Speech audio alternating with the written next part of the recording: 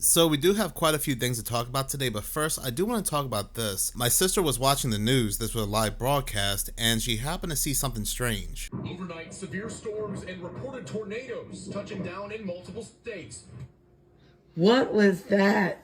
See that? North Texas pummeled over the weekend. These eyes, man. Don't these eyes. Rain and hail. At first I thought it was the sun until I zoomed in closer, and that does not look like any sun. But this gets a little bit more interesting, so I guess to stay on top of this and to make sure nobody asks any questions about what they saw, the local Fox News station said on their website, during the same storm system, there was a lightning strike that hit a gas storage tank in Springtown, Texas, and that caused an explosion. That explosion produced a bright red-orange glow lighting up the sky.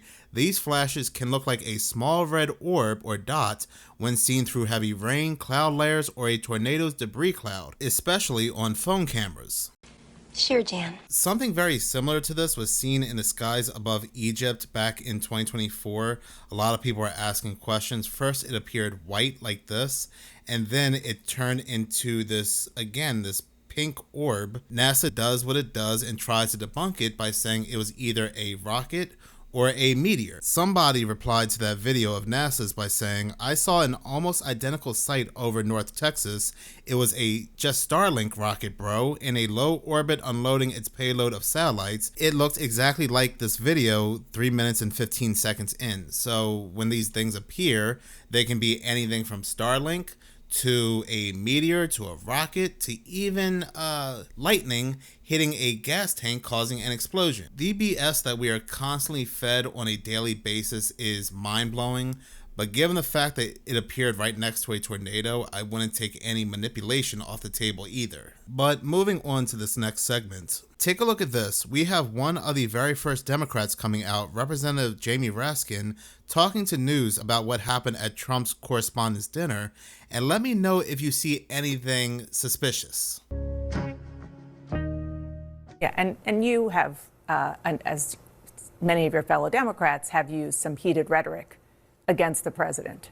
And do you think twice about that when something like this happens? What rhetoric do you have in mind? Just talking about some of the fact that he, is terrible for this country and so on and so forth. I understand that that's your Democratic right, but overall, do you I have a no responsibility? personal problem with Donald Trump at all. I mean, I talk about the policies of this administration, the authoritarianism like we saw on display in Minneapolis. Now, he did have cancer at one point, and I am sympathetic to that. He was free of it back in 2023. But this is the same thing we have been seeing time and time again. It is always the eyes when it comes to these people. Sometimes they'll get like a strange bruise around the eye, and they'll give a very weird story how they received it. I got up in the middle of the night to pee and didn't know where I was and smacked my face on the marble. No, nobody did anything to me. And yes, I'm just fine. And it's getting better, but it really is a good-looking shiner. You should see what I did to that marble floor. Or the eyeball itself will be bloodshot red, like for some examples, King Charles, his mother, the French President Macron, Mike Pence, and these are just some to name a few. And even that wackadoo that ran Nestle and the World Economic Forum, Peter Brabeck, the same individual that said we need to control all the waters. Now we have the very first Democrat to go to mainstream news, CNN, to talk about what happened at Trump's correspondence dinner, Jamie Raskin, appearing with the same red eye. I guess he was selected by the Vril to talk on their behalf. Now, the things I talk about on this channel, whether it's conspiracies or paranormal or things like that, I don't ask anybody to flat out believe me. At the end of the day, it's always important to do your own homework, whether you're watching this channel or not. I'm not the keeper of the truths. My truth is my truth. These are just my theories and opinions. But the amount of times we have seen these individuals with something going on with their eye, whether it's a bruise or bloodshot, is just way too weird. But moving on, people over in Georgia heard this very loud, strange sound that they have never heard before. But this sound instantly reminded me of something. I'm going to go ahead and play this news segment, then I'll give my take. Strange sound heard in the middle of the night. It's going viral on social media in Chatham County. WJCL 22 News' Kirsten Maselka has what residents and the military are saying about it. From Savannah to Berwick to here in Georgetown, residents across the county tell me they woke up to the same strange noise overnight. While some were just confused, others say they were concerned for their safety amid the ongoing war overseas and want answers. I've never heard anything like it before. Definitely very scary sounding. Very loud to the point where it was concerning. It was the sound heard around Chatham County overnight. It sounded really piercing, like a leaf blower times 100. Locals say it woke them up and continued for as long as 20 minutes. I have no idea what it could have been, but something other than just guns. And they're not alone. Dozens of residents took to social media, sharing videos from Savannah, Georgetown, and Berwick of the peculiar noise. Theories ranged from gunfire to an invasion to something supernatural. Anyone could think, are we under attack? It made me uncomfortable because I didn't know what it was. One of the most common guesses, military operations. All 3 locations where the noise was reported surround Hunter Army Airfield. However, we reached out to the base. They denied any involvement or knowledge of the noise. And a statement Friday saying, quote, "We can confirm there were no reported training activities in the area early this morning," including that they even checked with service members and their families, saying, quote, "None reported hearing anything like the sounds." Either way, at least give people a warning so we can put some earplugs in, okay? If it is involving training, that they should tell the public, especially in today's political climate. We just never know. So was it aliens, the military, or something else? For now, your neighbor's guess is as good as anyone's, because it's a mystery. Some of the residents I talked to say they've lived in the area for years and have grown used to the usual sounds they'll hear from nearby military bases, but they say this case was completely different, unlike anything they've heard before. I saw a longer clip of the sound on the Paranormal Chicks channel, and the scope of this is insane. What is going on? That sounds like an ATM log. Okay. It's like a plane? A small plane?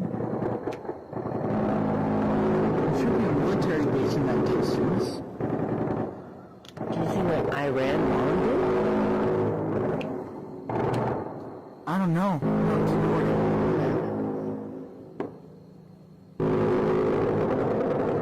Stop there for a second.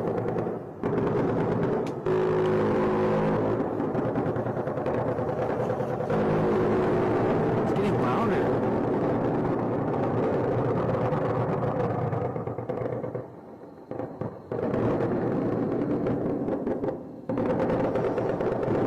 What's that? We got drums. Yeah. That light is moving over there.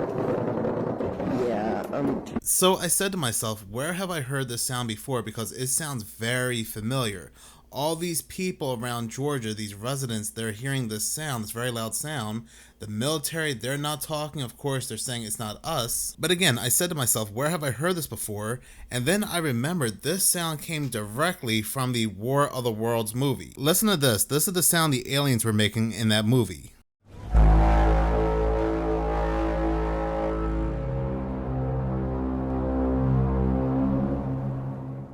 That sound came directly from a movie about aliens invading Earth. It is very evident that we are in the midst of Project Bluebeam, or something far more advanced than Project Bluebeam. Of course it'll be far more advanced, given the time of when people started to first talk about Project Bluebeam to today. It seemed like what these people were hearing was some sort of test, them testing these sounds before the big event. It makes a lot of sense they are getting ready and preparing. We have this whole disclosure with Trump when it comes to quote-unquote aliens and UFOs. Then around the same time, we have this Disclosure Day movie with Steven Spielberg. There were already a bunch of people in the news, multiple news segments, telling them how scared they were when it came to this sound. Imagine when they release what they're about to release, men's hearts will really fail them to fear. And I've said this once before, when it comes to Project Bluebeam, the fake part is them telling us that these things come from another planet. The so-called powers that be also telling us we have to unite together to fight against them when they're really working with these things. There will be things that they have made in the lab and the deep underground military bases, chimeras and things like that, but there will indeed be real entities, which I will go ahead and get into in this next segment. So I found this video to be very interesting. These are plasmoids captured on camera by NASA themselves. Now NASA says they filmed these in outer space, but we have to remember that this is NASA we're talking about, so it's possible they even filmed this inside their toilet. I don't trust NASA with one iota, one fiber of my being, so we really don't know where they filmed these. But when I saw this, I was instantly reminded of those black and white flying things that I've been talking about for quite some time on all my channels, even right down to the slithering serpent-like movements. And one of the very first times we would see these black serpent-like flying things in the sky was during the April 8th solar eclipse, when NASA was firing off 3 rockets suspiciously called Apep or Apophis, or also known as the Serpent, which was basically ancient Egypt's equivalent of Satan. And I go back to these plasma scientists and what they may have been working on, because they were working on these plasmoids. General McCaslin alluded multiple times in his ex-post that these were demons. These were being tested and fired from Navy ships. Is it very possible that these are the entities or demons that will be used in Project Bluebeam, or one of them anyway? They're a very good candidate. They're hypothesized to have a form of intelligence. They can change shape. They can even act like UFOs, meteors, or even turn into non-humanoid beings. But moving on, take a look at this video. This has happened twice in a span of a month. The woman you see in this picture is the woman driving the semi-truck.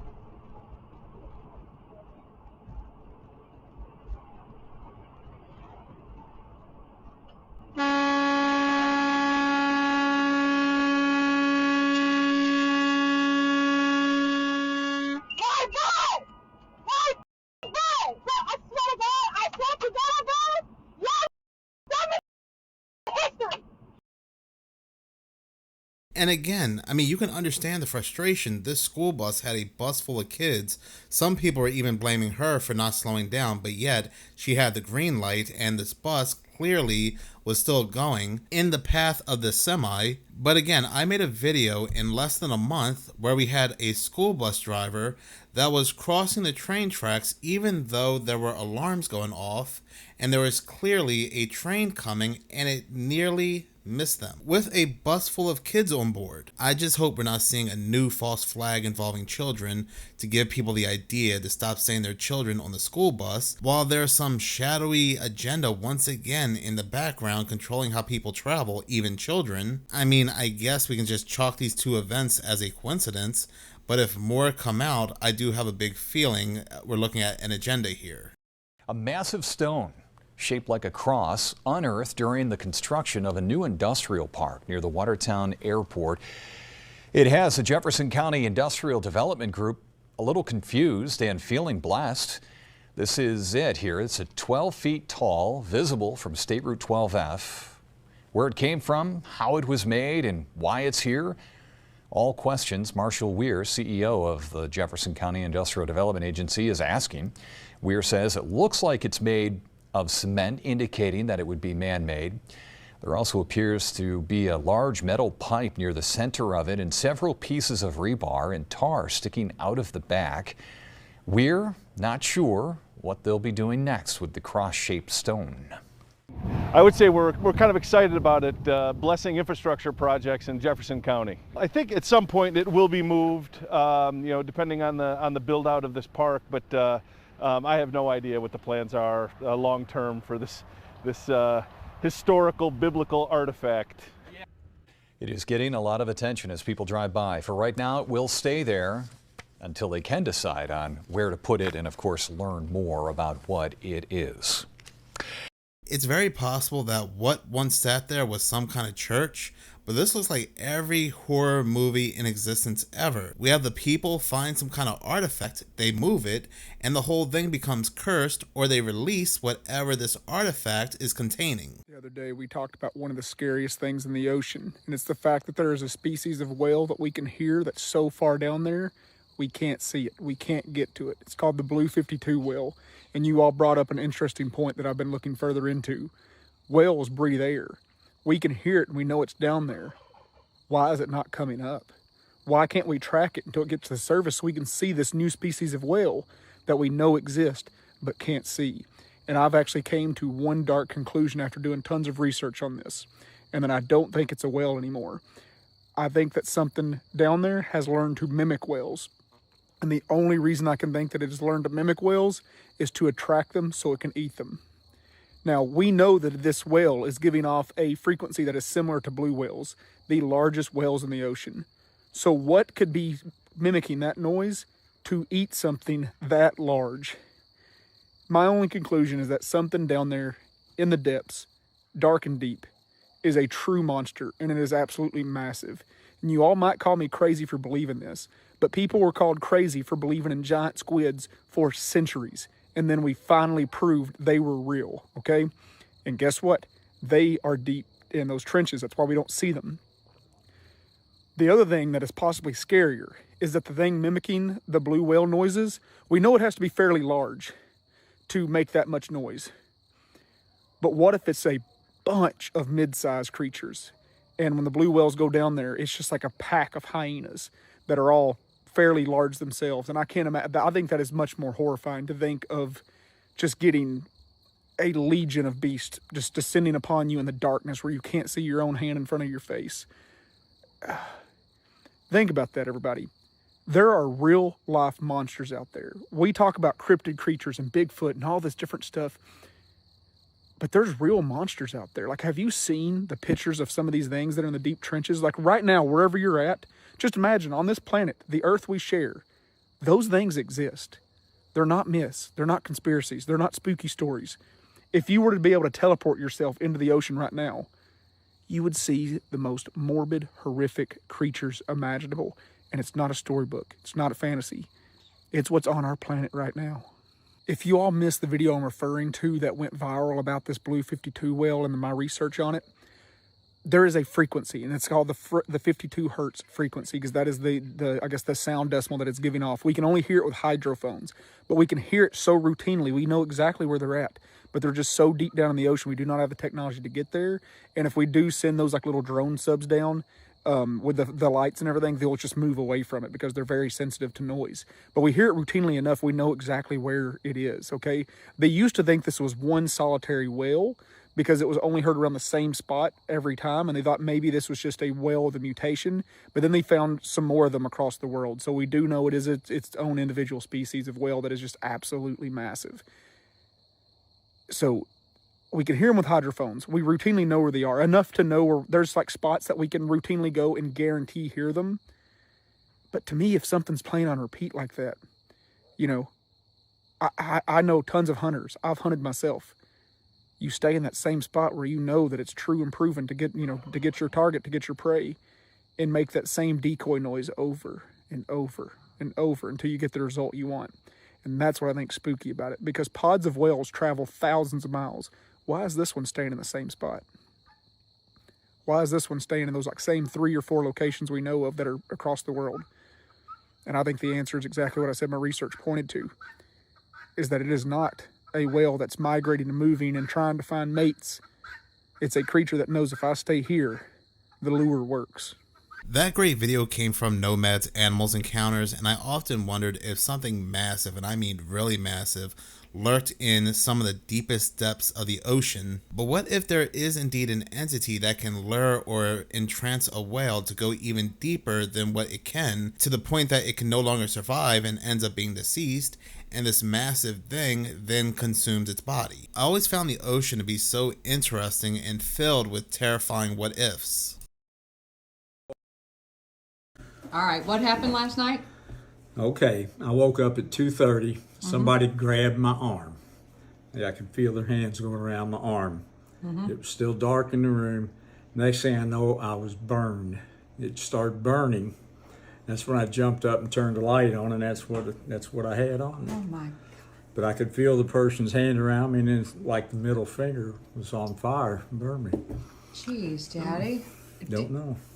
And does it hurt today? No, no. All right, what happened last night? Okay, I woke up at 2:30. Somebody grabbed my arm.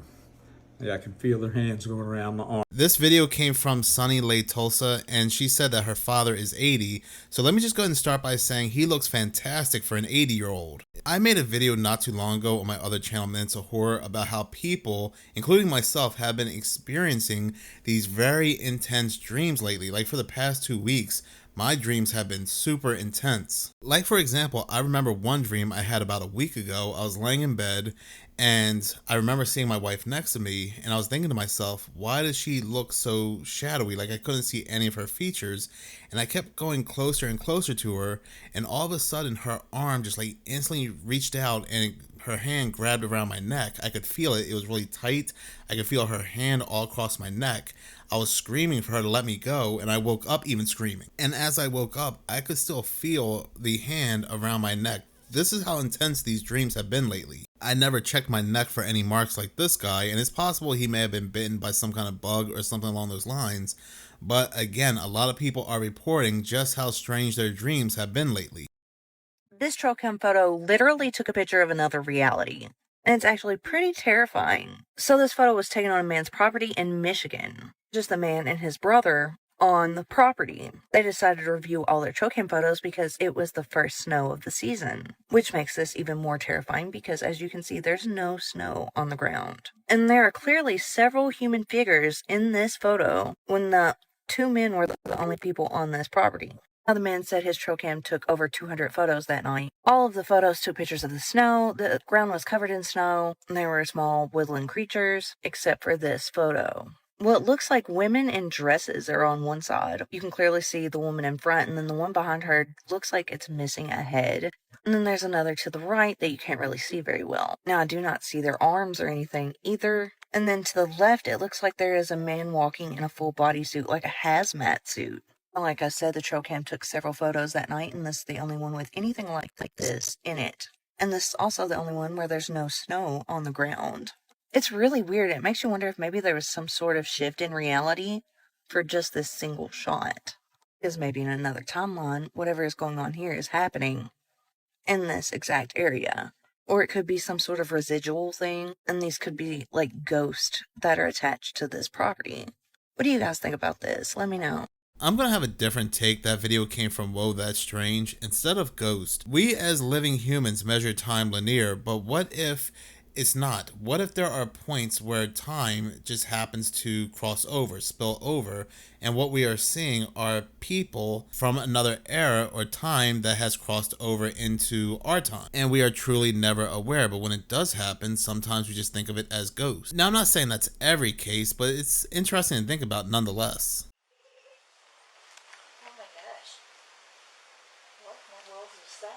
Do you know how many people started believing in spirits after that body cam footage was released? A couple months ago, I posted this video where I talked about the commercials that played in the background as Chris Watts was being questioned by police. I talked about how I believe that Shanann was sort of speaking from beyond, if you will. Well, if that still didn't convince you, then take a look at the body cam footage that was taken during the search of the Watts family home. When the scent dog is in the home searching for evidence after Shanann and the girl's disappearance, the police officer and dog handler are both spooked by the sound of giggling. As they enter the closet, they're asking each other, like, "You heard that, right?" And the police officer notes that it kind of sounds like a children's toy. So the dog handler asks her to go into the closet and step on something to see if that's what made the noise, but they can't seem to figure it out.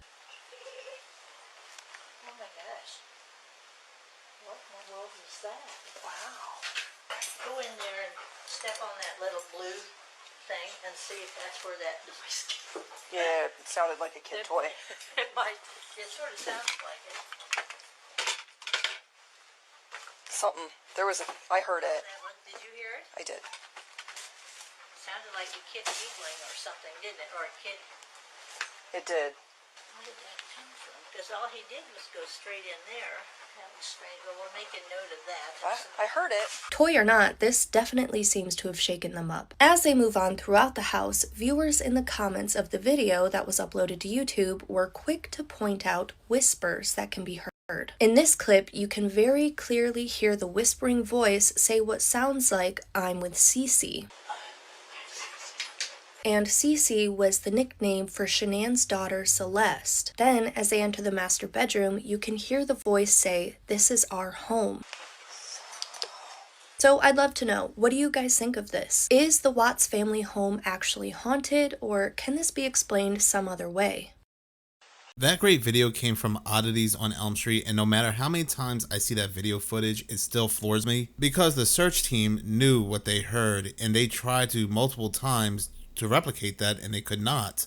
And you can tell just how startled and freaked out they were. So check out this video where a man attaches a copper wire and flies a drone up to about 115 meters and shows off the ether in action. All right, I'm going to stop at 115 and hold steady. All right. It didn't blow up yet. Oh, by the way, meet the aerial film crew. I just thought this was a cool shot. Oh, yeah, I'm getting shocked right now. This time I just used the electroscope as a quick voltage check. Woo! Now that's a few thousand volts right there. All right, let's see if there's enough current to make this Franklin bell work. Oh, dude! Freaking working, buddy! Yeah. It's a really cool process. The aerial wire places a positive charge on this can, which then influences the foil ball to deliver electrons from the grounded can, which is directly connected to Earth. The clouds finally opened up, so I connected up the corona motor. Like before, one side was connected to ground, while the other was attached to the aerial wire. And after just a few seconds, hey, she's spinning! This is just remarkable. It never really spun that fast, but I just sat and enjoyed the miracle. I mean, I quite literally was siphoning energy straight from the atmosphere. This motor was operating off of several kilovolts, which you could actually hear if you stopped the motor and brought your finger near the aerial wire. That's the I do wonder if that individual who gave that presentation is okay. It doesn't seem like that's kind of a position people live very long when showing those type of things when it comes to examples of free energy. And again, I just go back to all those scientists. But in any case, thank you so much for watching. If you like this channel and you want to see more, please subscribe. If you're already subscribed, please like, as any engagement does help the channel grow. Once again, thank you so much for your support.